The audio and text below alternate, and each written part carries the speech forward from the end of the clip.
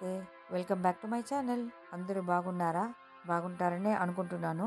కెనడాలో మంచు వర్షం కురవడం స్టార్ట్ అయిపోయింది. -20 వరకు ఇక్కడ చలి ఇప్పటికీ ఉంది.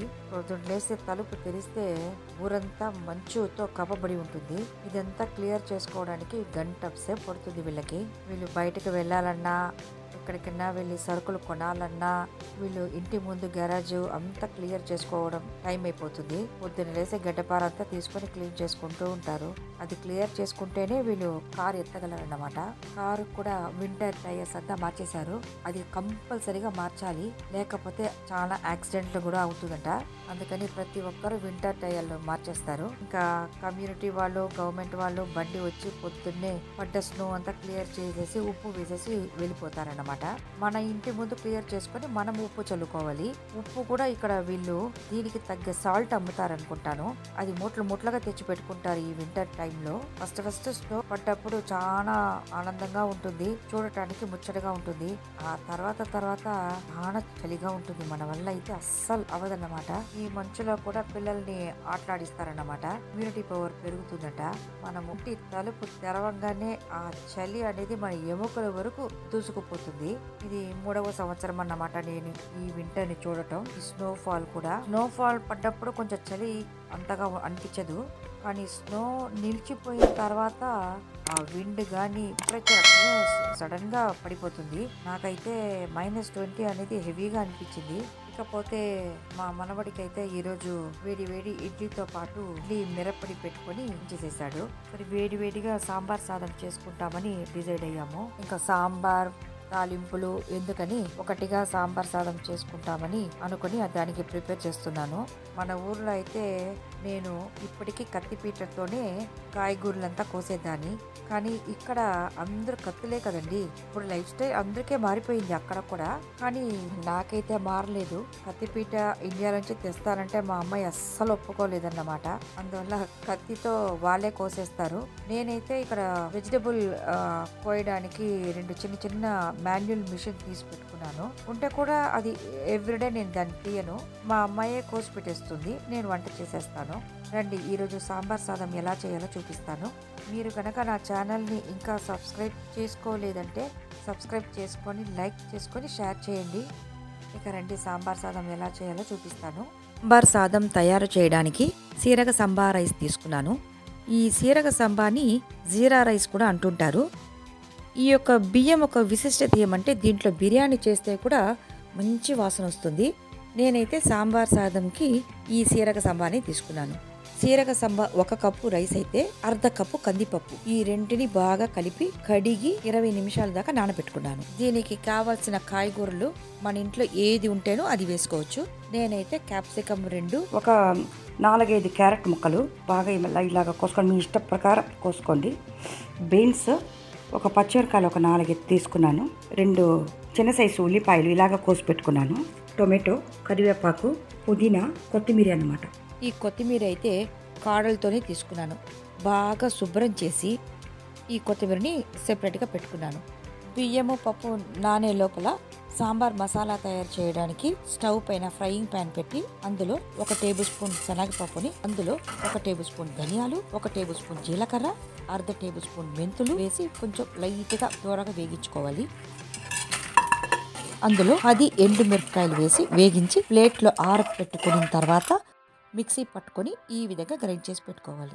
5 లీటర్ కుక్కర్ తీసుకొని అందులో 1 గంట నిండా నూనె పోసుకొని 1 టేబుల్ స్పూన్ నెయ్యి వేసి అందులో ఆవాలు వేసి చిటపటలాడిన తర్వాత అందులో కొద్దిగా కరివేపాకు, కోసి పెట్టుకున్న ఉల్లిపాయలు వేసి లైట్గా వేగించుకోవాలి. ఆ తర్వాత మనము కోసి ఉంచుకున్న వెజిటబుల్స్ అన్నీ వేసి బాగా ఒక తిప్పు తిప్పాలి.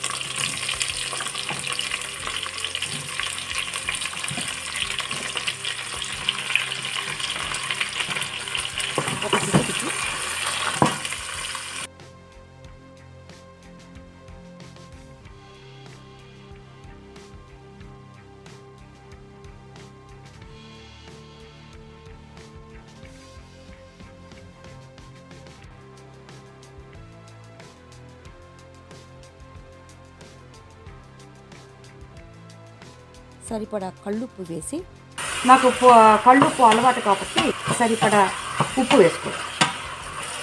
తక్కువైతే మళ్ళీ వేసుకోవచ్చు.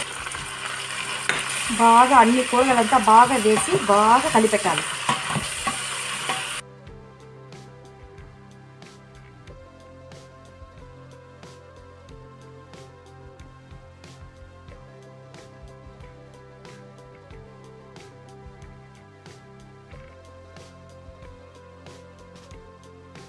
గ్రైండ్ చేసుకున్న మసాలాలన్నీ వేసి అందులో నానబెట్టుకున్న బియ్యాన్ని బాగా నీళ్లు లేకుండా వడగట్టుకొని అందులో వేసి ఈ రైస్కంతా మసాలాలు అతుక్కునేటట్లుగా బాగా తిప్పుకోవాలి.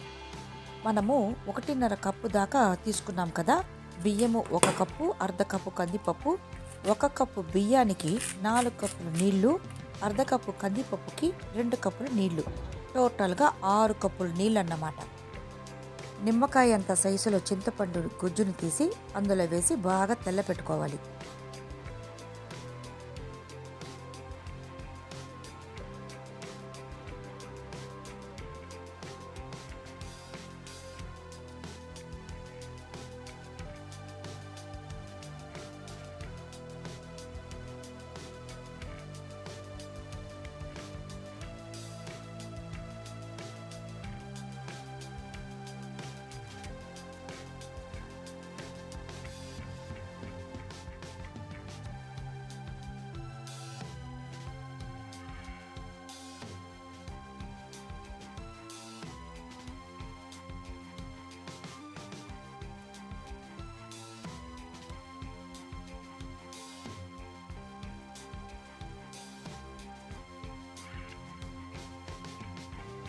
బాగా ఉడికినప్పుడే కుక్కర్ వేసి మూత వేసేవాలి.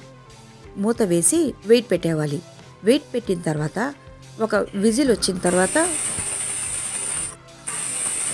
స్టవ్ బాగా తగ్గించేసి 5 మినిట్స్ టైం పెట్టుకొని ఆఫ్ చేసేవచ్చు. లేకపోతే ఒక 4 విజిల్ వరకు మీడియం ఫ్లేమ్లో ఉడకపెట్టుకొని ఆఫ్ చేసుకోవచ్చు.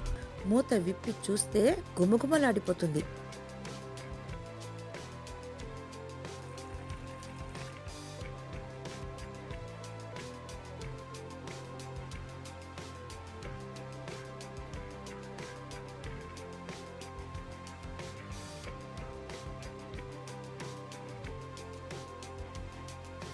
మీరు చేసుకొని నాకు కమెంట్ బాక్స్లో కమెంట్ చేయండి. ఈవినింగ్ 5 o'clockకి మేము ఎల్లోరా క్రిస్మస్ మార్కెట్కి బయలుదేరాము. ఇది ఎన్నో ఏకర్లో నిర్మించబడిందంట. దీని చుట్టూ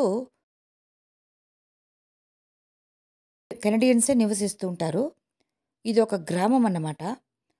క్రిస్మస్ వచ్చేసిందంటే ఇక్కడ లైట్లతో ఫుల్ డెకరేషన్ చేసి చుట్టుపక్కల గ్రామాల్లో ఉండే వస్తువులంతా ఇక్కడ అమ్మకానికి పెడతారన్నమాట. ఈ మంచులో అందరూ ఇక్కడికి వచ్చేస్తారు. ఎందుకంటే క్రిస్మస్ అంటే లైట్ల పండగ కదా. ఈ లైట్లను చూస్తూ ఎంజాయ్ చేస్తూ అన్ని వేడివేడిగా డ్రింక్స్ తాగుతూ ఇక్కడ ఎంజాయ్ చేస్తారన్నమాట. ఇక్కడ మనలాంటి ఇండియన్స్ చాలామంది వస్తూ ఉంటారు కదా క్రిస్మస్ హాలిడేస్కి. అందరూ ఫొటోస్ ఎత్తుకుంటూ ఉంటారు. ఈ చలిలో -20 అన్నమాట నేను బయలుదేరిన రోజు. 20లో చలి అంటే చలి, అటువంటి చలి ఎముకలు తినేస్తుంది. అన్నీ కప్పుకొని మూతి మాత్రం వదిలిపెట్టుకుంటే కూడా చలి ముక్కులో నుంచి అట్లా వెళ్తుంది. ముక్కంతా మొద్దుబారిపోయింది అసలు. ఆ లైట్లని ఎంజాయ్ చేయలేకపోయాము ఈ -20 వల్ల. కానీ చూడటానికి చాలా అద్భుతంగా ఉంది. అన్ని రకాల వస్తువులు అమ్ముతున్నారు ఇక్కడ.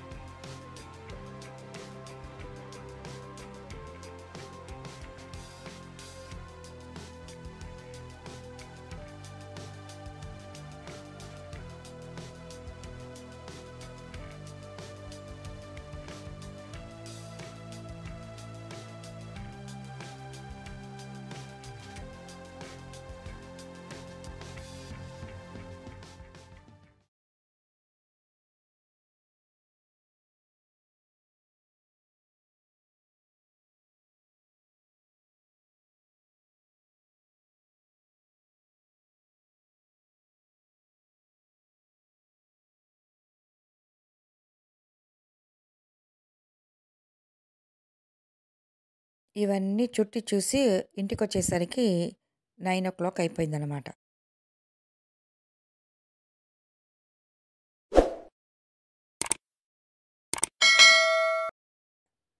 ఇంకా వేసుకున్న డ్రెస్ అంతా విప్పాలంటే అదే 10 కిలో ఉంటుంది. వింటర్ జాకెట్టు, స్వెట్ షర్టు, ఇంకా షూసు ఇవన్నీ ఇప్పేసరికి ఒంట్లో సగం బరువు తగ్గిపోయిందనమాట. ఈ వీడియో కానీ మీకు నచ్చినట్లయితే నా ఛానల్ని సబ్స్క్రైబ్ చేసుకొని లైక్ చేసుకోండి. షేర్ చేయడం మాత్రం మర్చిపోకండి సుమా. నెక్స్ట్ వీడియోలో కలుద్దాం. అంతవరకు నమస్తే.